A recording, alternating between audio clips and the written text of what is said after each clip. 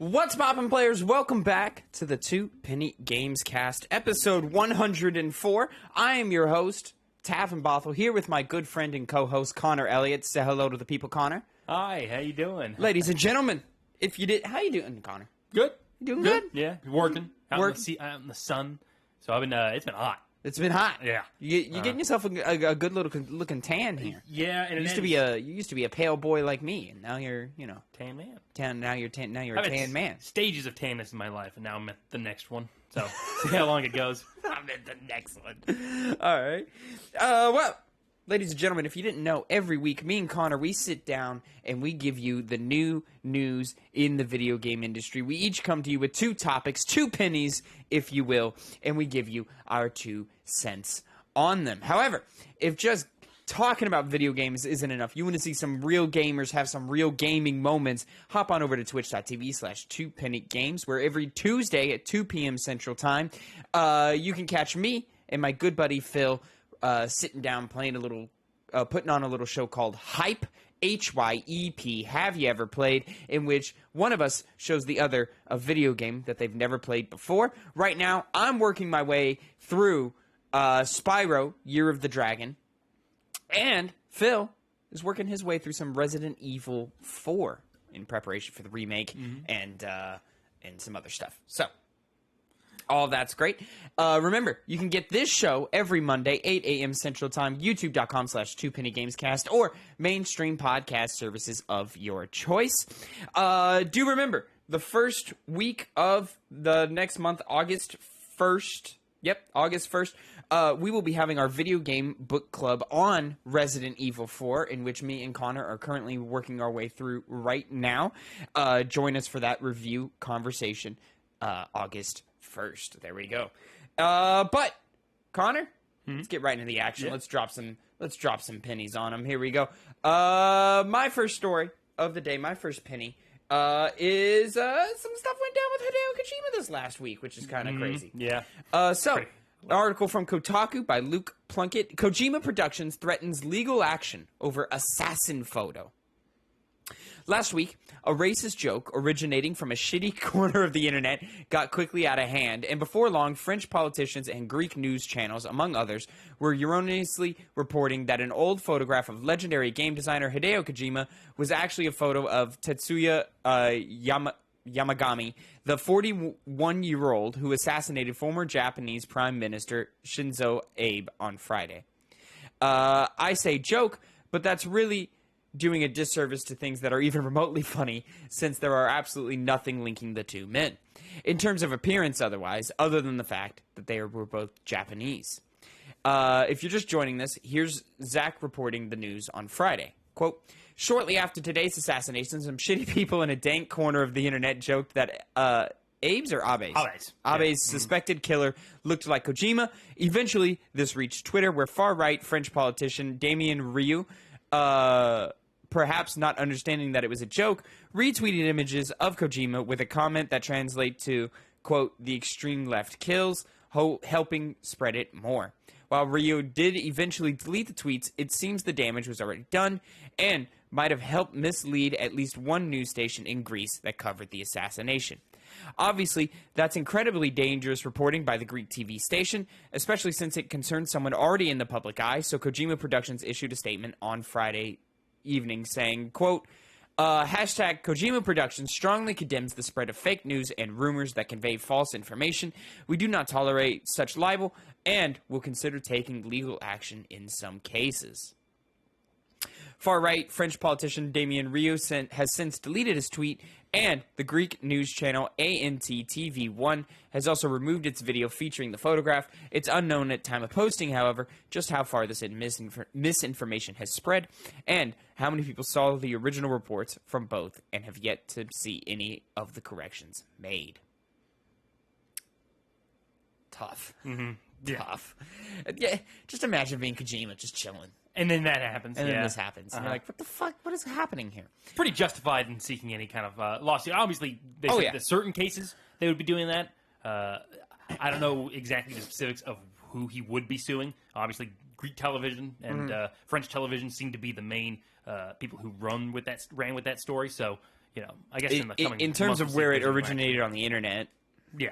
like, okay, sure, like you kind of can't do anything about that. But yeah, Yeah. those news stations, yeah, they're I would be suing if it were me. And I hope they do. Yeah. And I hope they get a nice pretty penny off of it, because that's some fuck shit. Yeah. He just dealt with all that stupid stuff with Konami, and now he got out of that, and now he's just in something else, just completely unrelated to anything involving him at all. Really was just chilling and is just sitting there. And like, don't be an asshole. Don't fucking do, like, these are people's lives you're fucking with here. Like, I understand, like, you think it's the internet and you think it's jokes and you think you're being funny and you got a dark sense of humor. Okay. No, you're just being a fucking asshole and you're being a racist piece of shit. Like, just fucking don't. It just bleeds into the real world. It's not an internet thing. It's a real world thing, obviously, because accusing somebody of a crime, especially something like an assassination, doesn't give you a good look and could lead to some crazy guy out there acting in a crazy way based off that false information. You never know. This is how shit like Pizzagate happens, and then all of a sudden a random pizza shop gets shot up because some idiot believes what he saw on Facebook or whatever the fuck, So like, your actions and your words do have consequences. Yeah. Like, and it's not an impeachment of your quote unquote free speech. It's consequences to your actions. So like, sometimes shut the fuck up and be a good person. Don't falsify assassinators with normal people. I'm saying. Yeah. Speaking of, hey man, shut the fuck up and be a good person. Connor, let's jump over to our second story of the day. Your first, Penny. Unity CEO John Riccitiello apologizes for calling devs not focusing on monetization the biggest fucking idiots. IGN article by Adam Bankhurst.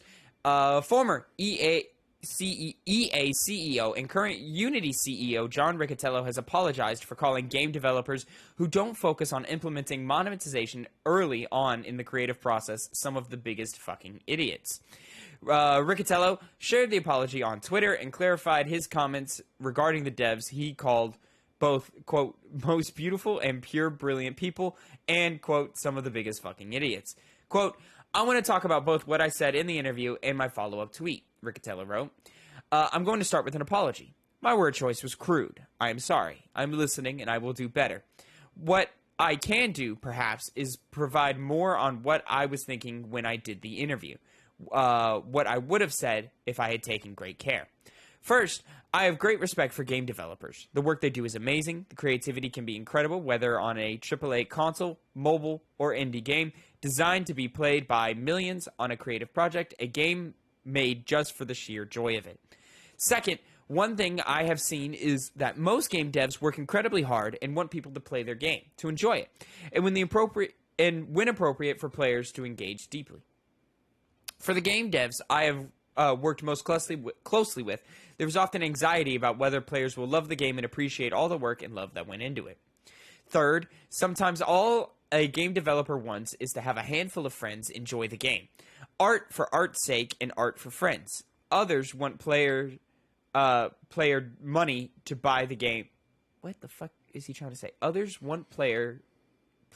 Okay, I think it's supposed to be players, but the S is a dollar sign. Money? To buy the game or game items so that they can make a living. Both of these motivations are noble.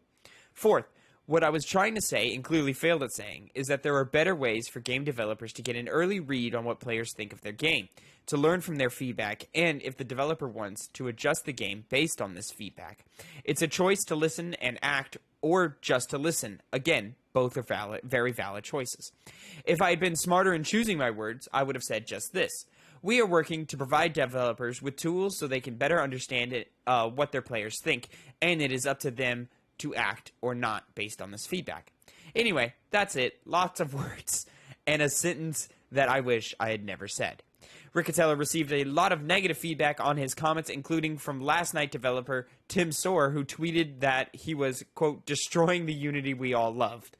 For more on monetizing games and microtransactions, all right, they're plugging their own thing here.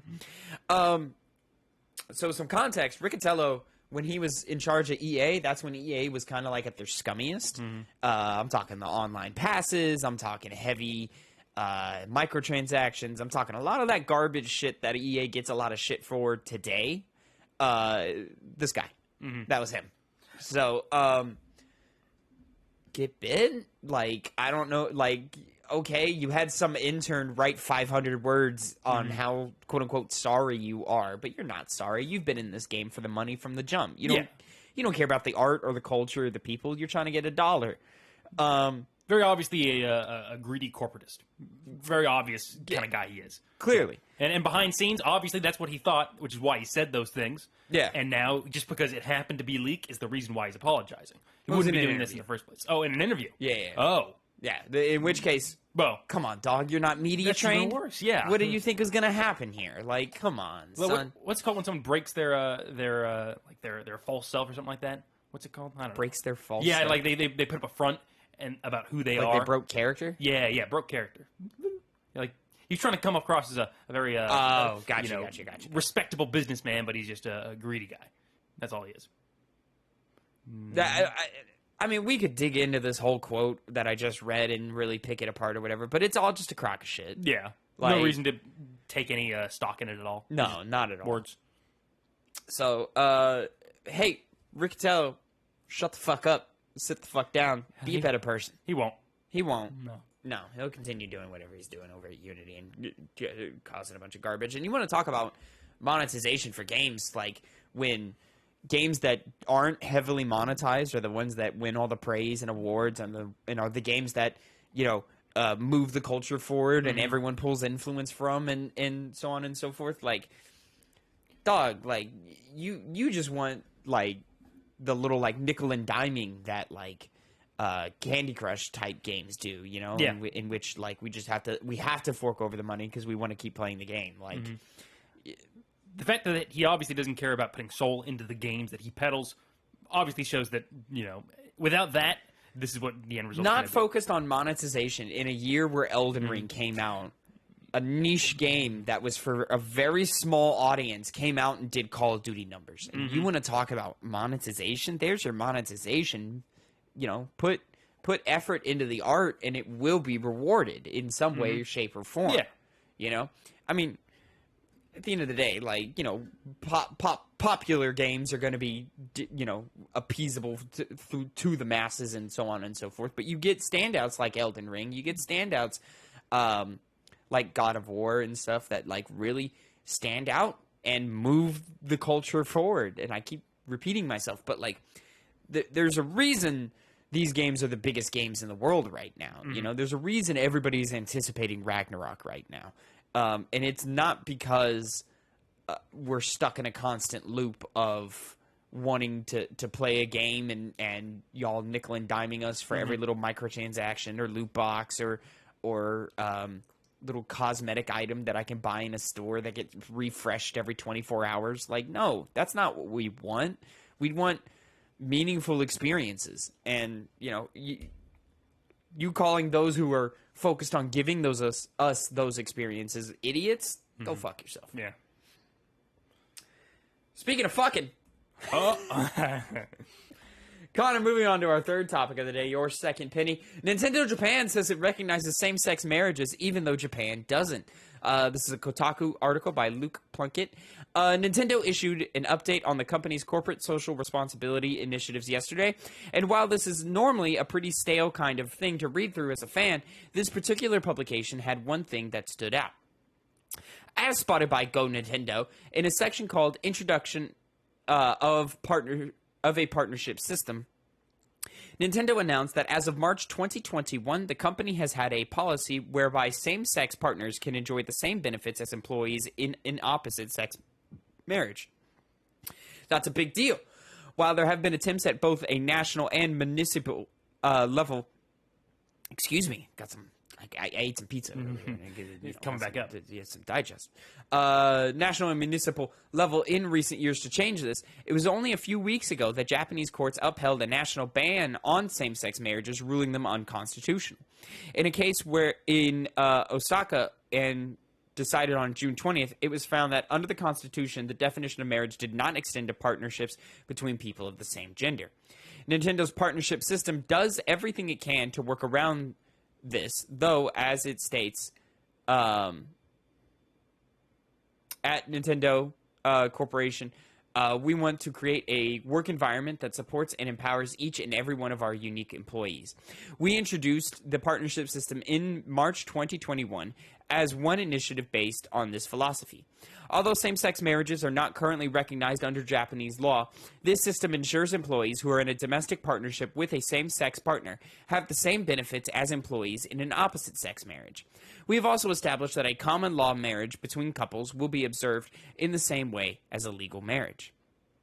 In the code of conduct for our employees, we had already established that, quote, we do not discriminate based on race, ethnicity, nationality, ideology, religion, creed, origin, social status, class, occupation, gender, age, disability, sexual orientation, or gender identity, prohibiting all forms of discrimination.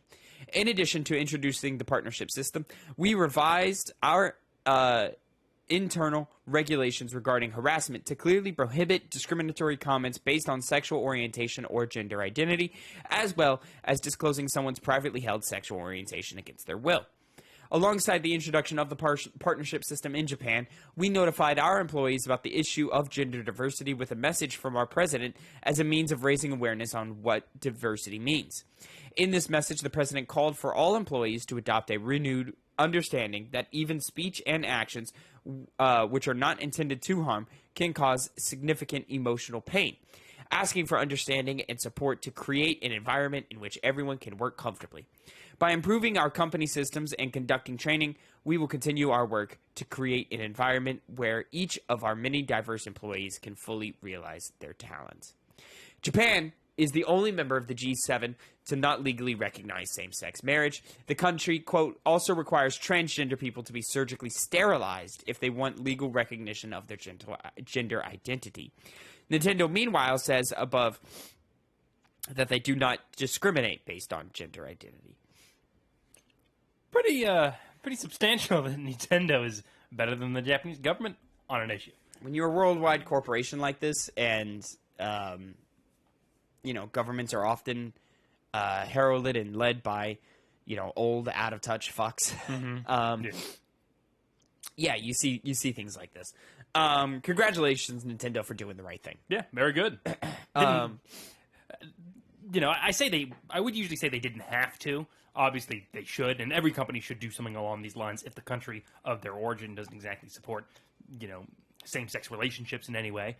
But, it's good to see that some companies, at least with Nintendo starting with them at least, are beginning to act a little bit better. Because we know the game industry isn't necessarily the best place. There's always, tons of accusations coming out against sexual harassment, discrimination. It's rampant, pretty much. So, to see a big company like Nintendo take another step forward is just a positive thing to see. And just double down. Yeah. And say, hey, we understand this happens. And we understand it isn't always meant as a harmful thing, but sometimes, non-harmful thing.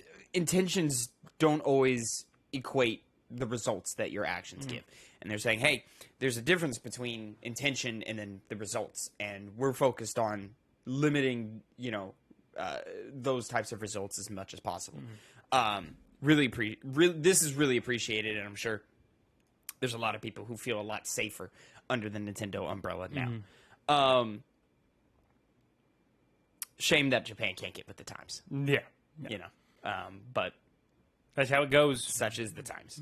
Don't stop fighting. Yeah. I got nothing really else to say. Shout out Nintendo, man. Y'all doing it right over there. Y'all doing it right over there. Yeah. I don't understand how that works, but from a contractual standpoint, but if they make it work, they make it work, and that's all it takes. Yeah. That's who cares who you're fucking? Doesn't really matter. As long as as long as nobody's getting hurt, everybody's consenting. Who cares? It's a pretty easy baseline to follow, but somehow people just don't seem to. I'm saying. Anyways, Connor, final topic of the day. I'm going to nerd out about some stuff.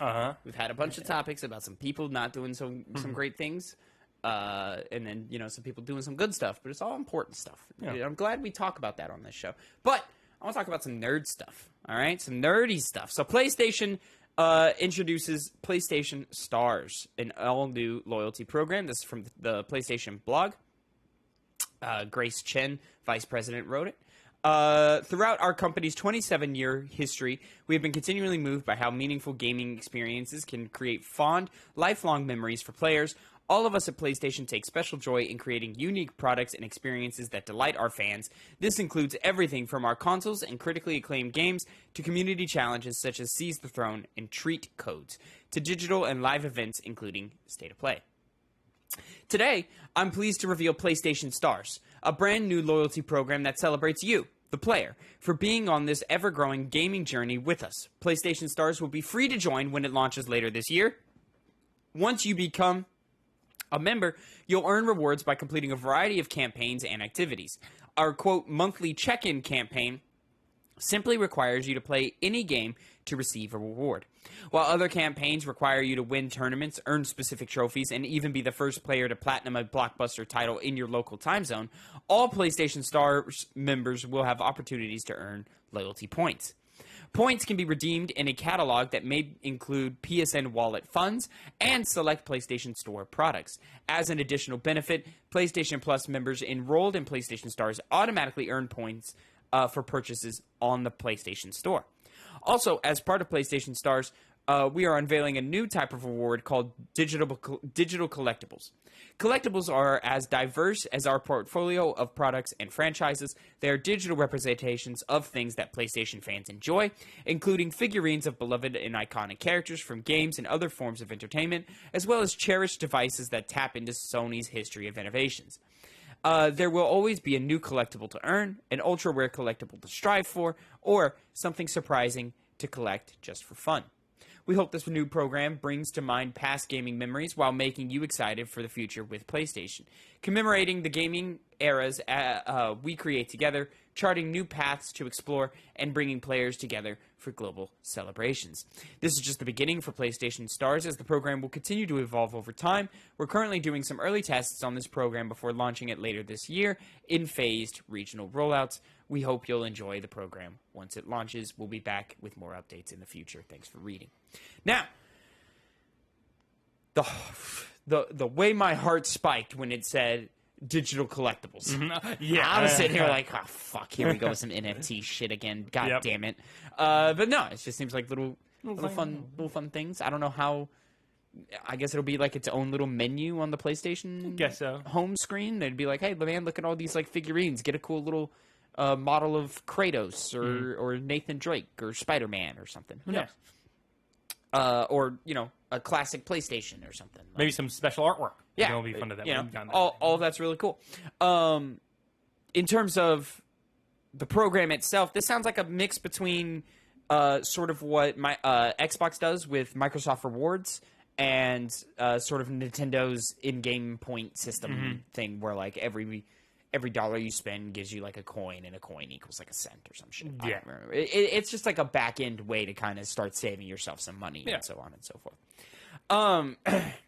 And this seems to be this seems very tied in with just playing video games rather than buying things. So it really does give everyone a pretty equal opportunity to take advantage of some of these benefits. And it's all, you join it for free. There's no monthly. Yeah, nothing, absolutely. No I love things of just like, hey man, here's like a weekly thing. Here's a monthly thing. Go play Apex Legends and get a couple kills. Yeah. Or go or earn a trophy in God of War or something like that.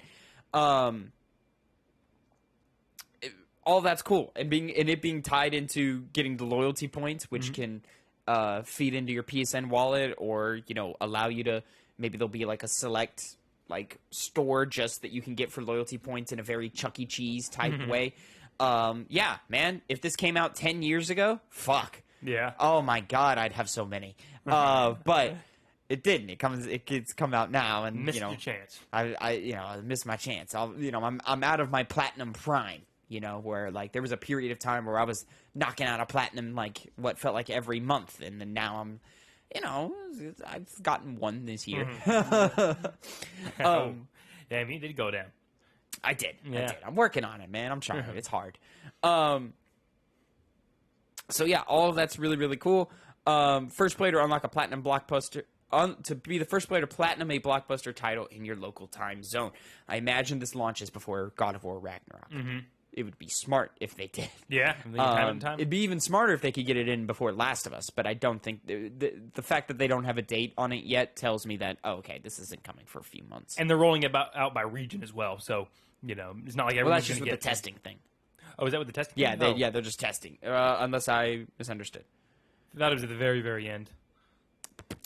We're currently doing some early tests on this program before launching it. Oh, launching it later this year in phased regional rollouts. You were correct. Okay.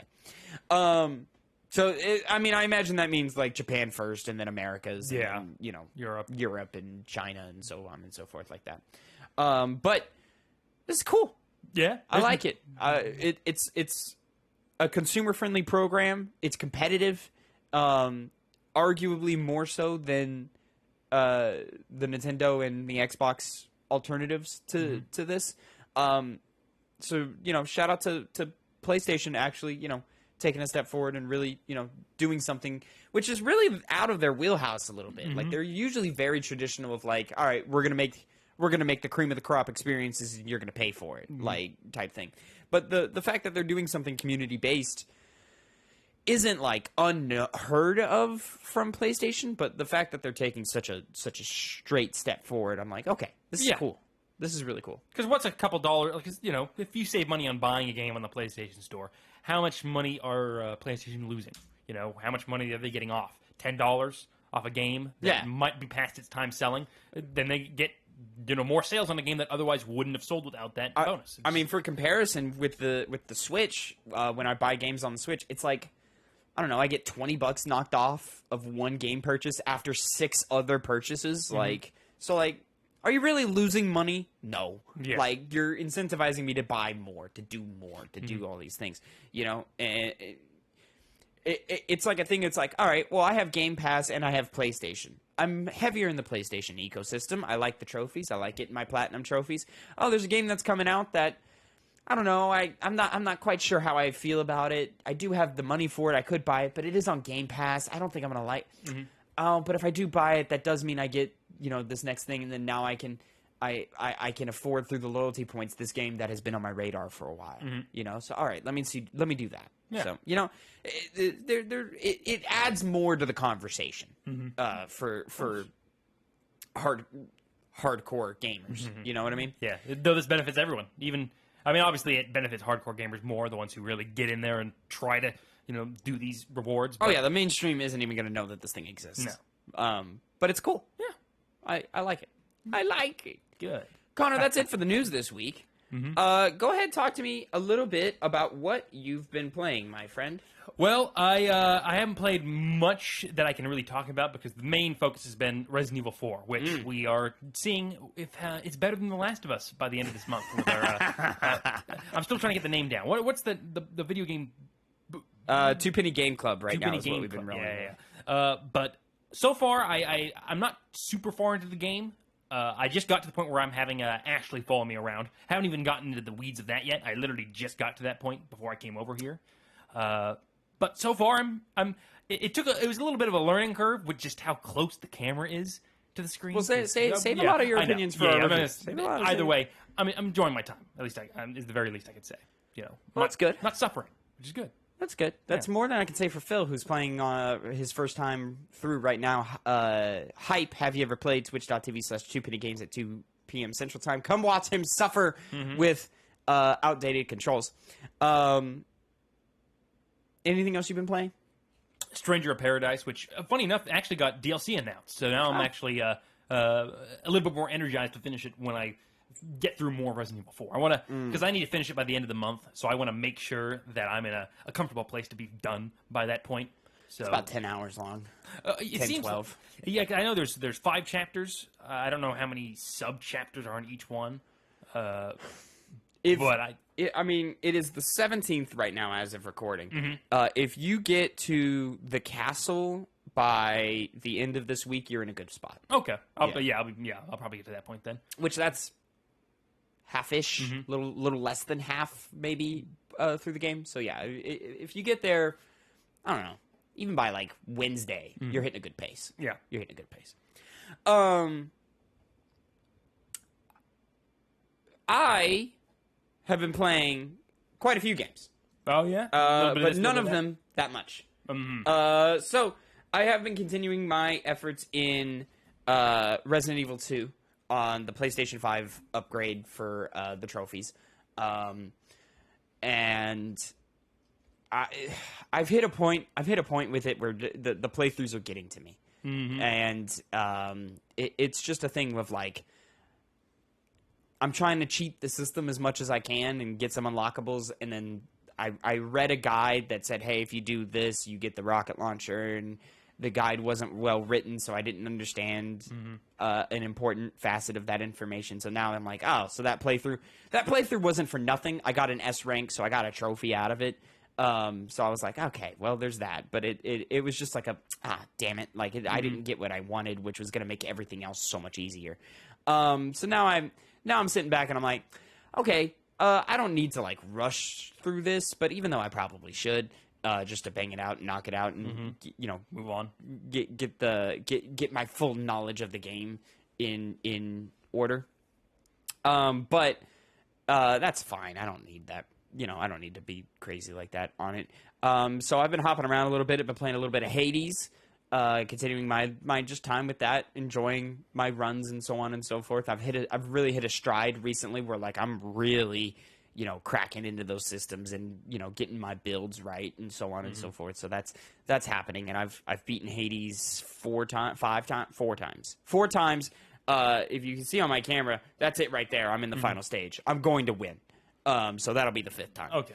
When you have a build and you have enough death defiances, you're like, I'm gonna win. Yeah, it's kind of assured. You can even afford a lot of mistakes and you'll be fine. I'm gonna win. Yeah.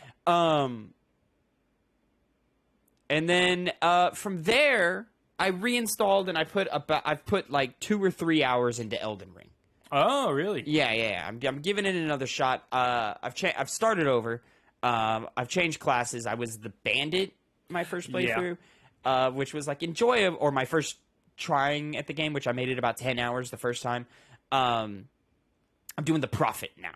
Okay. Who's more magic based, focused on incantations, which are more like support and like minor damage type spells, as opposed to what was the other one? What's the other class? Intelligence, like magic. Yeah, the one that uses like the heavier damage ones, but it's like classified on the internet as the magical glass cannon class. Yeah. I'm not doing that one. I'm doing the Prophet. Yeah, I mean it's Elden Ring. After playing Sekiro, it's funny how like I'm sitting here. I'm like, man, traversal was way better in Sekiro. And I mean, granted, open world versus not, and I've also like only scratched the surface. Like I haven't seen one of the fucking wind tunnels that send you up flying and so on and so forth. But I remember those being kind of janky as moving on through those and so forth. But yeah, I mean, like I'm enjoying my time because it's a well-crafted game, but it just I don't know, man. Doesn't click with you. I don't know about it. It just may not be clicking with me. I'll say when I am in a boss fight, I'm loving it. I was exploring more and I found a new boss fight that I didn't find the first time, and it was like a cat dog thing. Yeah, that's the first boss I fought with a sword and with the fire and stuff. It was a good fight. It was a good fight. Yeah. That was your first boss. Yeah. How did you get to him first? Well, there's actually multiple cats, believe it or not, throughout the game. So it's nearby on the coast. When you're in the first starting area? Yes. Yeah. Interesting. Yeah, because the dungeon you have to go through is not very forgiving for, a low-level player. I can't remember the dungeon itself. I just remember the boss. I was like, what the hell is this thing? And he just started whacking me. I beat him, but it was like, oh my god, this game kind of scared me. But I do have, it's brought up, I have a lot of, listen, Elden Ring is a really well-crafted game. Its systems really work well together. But I do think from a design perspective, it falters hard in a lot of different ways. And this is old conversation. The UI is a mess. The whole user experience is messy. Knocking off different pieces of critical gameplay systems and positioning them in ways to where you could miss in the early areas is a huge mistake. something as simple as crafting should come up easier, or like it should be handed to the player in an easier way.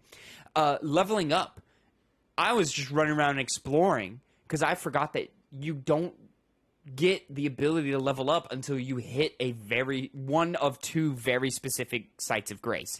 Now, you're likely not going to miss those sites of grace, but I was running around the whole like dungeons and fighting bosses and stuff. I was carrying a lot of runes on me that I could have lost, and lost a lot of early progress that would have been critical to my success, especially because I'm in a class that is a little more fragile than other classes.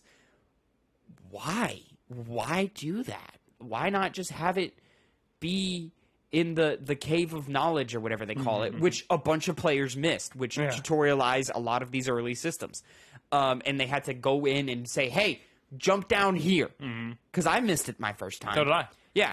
And then, I loaded it back up and I saw it and I went, oh, yeah, that's right. That is there that I totally missed and forgot about. And so, like, they've made that more obvious and more, easier to get through and so on and so forth.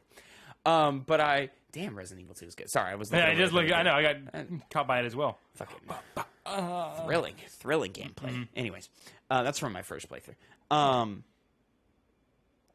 Look at me sitting there shooting a guy in the face. Nah, I'm not doing that these days. Anyways, but yeah, like I literally killed 3 bosses. And then looked at my runes and went, I haven't leveled up yet. I should go do that. I went and I sat down and I was like, I can't level up. Why can't? Is it a class thing? What is happening here? And I Googled it and I went, oh, I have to go there. Okay, all right, let me go there, I guess. Don't die. Yeah, right? And so I did that. Anyways, in terms of the Prophet, I'm enjoying it a lot more. Having the use of, it's just, they start you off with a basic healing spell and a basic fire spell. Which is appreciated. I like having that extra tool in my arsenal. Yeah. I like the starting weapon better than the bandit. I have like a little spear, where the bandit started with a dagger, which was the hard thing to go for right out the gate. Yeah. So I'm liking it a lot more. I have different options. I have I have I have the option to have a spear or use my magic or have a shield and I can parry. Like I feel like I have more things starting out to use to my advantage than the bandit did. Yeah.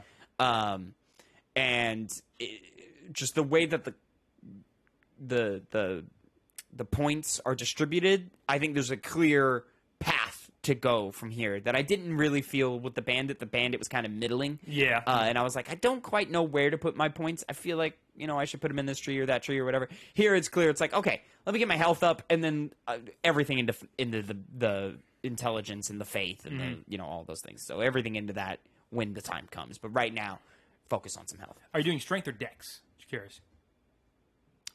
Neither. Well, you're on a straight faith build? Huh? You're doing just straight faith? What's your main mode of dealing damage?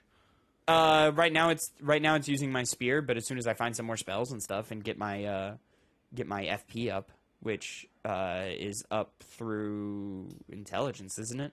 Through mind. Through mind. Yeah. That's it. Yeah. Mm-hmm. So once I have that built up and stuff, I don't see why I'll ever the weapon I have will just be chip damage, and while I put in heavier spells and so forth, that'll do the real damage. Because you're doing magic as well. Yeah. Okay. Yeah. Yeah, that's the point of the class. Okay. So. Well, I know there's incantation and then there's sorceries, I should say. Yeah. Incantations are all the spells that is focused on the Prophet class, and then sorceries are the heavier damage things that require the other thing to the other stat to use. So I don't have any sorceries right now. I'm all incantations right now. And now, just so you know, you can still. I would obviously recommend using a weapon. And the way it's done, I don't know if you ever got to it when you first played it. When you go into the mode, you can make it to where your weapon scales with certain attributes. One of them is intelligence. So what you can do when you're at any of the sites of grace, you can modify your weapon if you can. You can't modify. I remember unlocking that tree. I just didn't do anything with it because I fell out my first time through. I haven't this time. Again, I'm really early. I'm really early. Yeah. I'm 3 hours in. I'm not even going to Margaret. I'm like, let me just fuck around for a little while. I'm just gonna run around, explore, kill a couple bosses, and see if it grabs me. I'll load it up. I'm gonna load it up again this week, but who knows where I'll land? You know, takes you wherever it goes. Because Sekiro just played way better.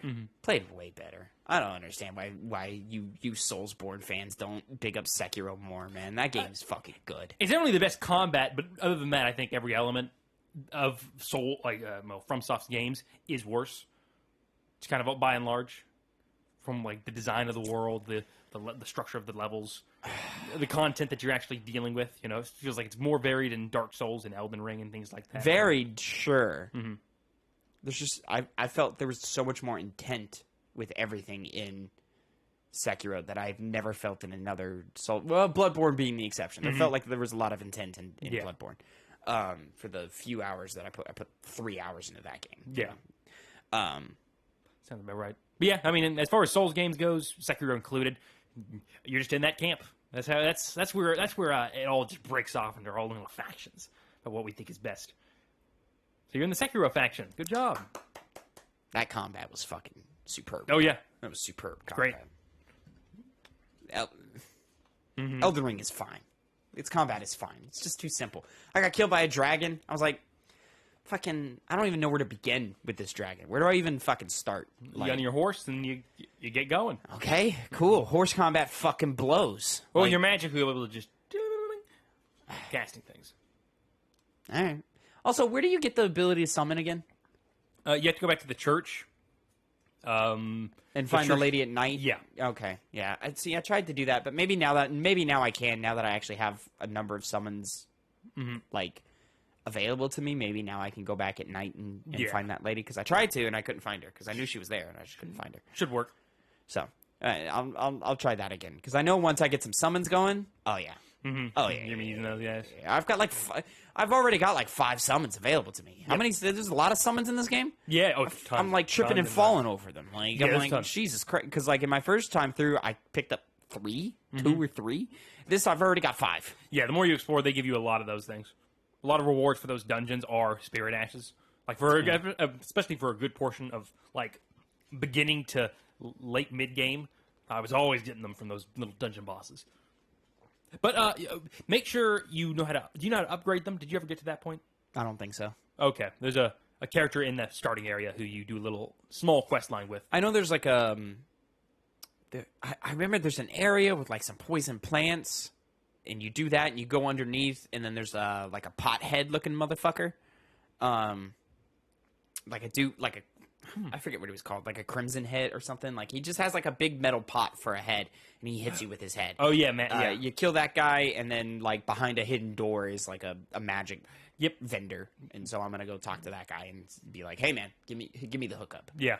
You know, see, all vendors are all through runes. It's all runes, right? Oh yeah. There's not like another currency. It's all like you use your runes to buy shit, or you use your runes to level up. The one exception is the dragon abilities that are associated with Arcane, where you get dragon hearts when you kill dragon enemies, and you unlock abilities through that. That's your currency for those guys. But that's a reward for killing somebody. No, well, not. You have to go to you have to find the churches to then buy them from like their statues. Okay. And it'll be like, hey, these cost 2 dragon hearts. This costs 1. That's another thing, is the tutorialization is awful. But I said that in our review. Like it's a screen with a wall of text pops up, and then I go okay, and I hit okay, and then I immediately forget. I'm like, this sucks, man. Go on. This game needs a codex. It needs a get going. We told you what you have to do. What's the problem? We told you. Your game big. Game big. So we told you what to do. Game big, brain small. Okay. Have me some fucking... God damn. Give me a break here. Let me go back to Resident Evil 2. Fight Birkin for the 15,000th time. Yeah. Yeah, he fought that guy a lot. I've fought him many times. Many times. This fight right here on the screen, you can just pull out a knife and knife him and get past his first phase. Really? Yeah. But yeah, while he's in his starting animation, just run up. Right there? Yeah, right here. I throw a grenade apparently in this playthrough, but you can just run up with a knife and just go za za za, and it'll send him into a phase and get his eyeball exposed, and that's where you can start putting in some real damage. Okay. Yeah. That's a little workaround there. In his final phase, at least with Leon, he just poses at you, so you can run around behind him and shoot his eye off. Oh. Real easy. That part won't be as easy with Claire, but, you know. Mm-hmm. It is what it is. Anyways, ladies and gentlemen, that is going to be it for the Two Penny Gamescast, episode 104. Thank you so much for watching and listening. Remember, you can get us every Monday, 8 a.m. Central Time, youtube.com/2pennygamescast, and mainstream podcast services of your choice. Remember, we've got reviews up for The Last of Us Remastered that we just replayed and reviewed again over there. There's a YouTube short condensing our opinions on The Last of Us Part 1 remake. Happening. Go watch that. And then, you know, there's a couple other just casual-ass videos up there that you can, you know, watch and enjoy for your amusement that we've posted in the more recent weeks. But until next time, have a great time. Twitch.tv/2pennygames Tuesday, 2 p.m. Central. Have a great time. And until next time, Connor, say goodbye to the people. Goodbye.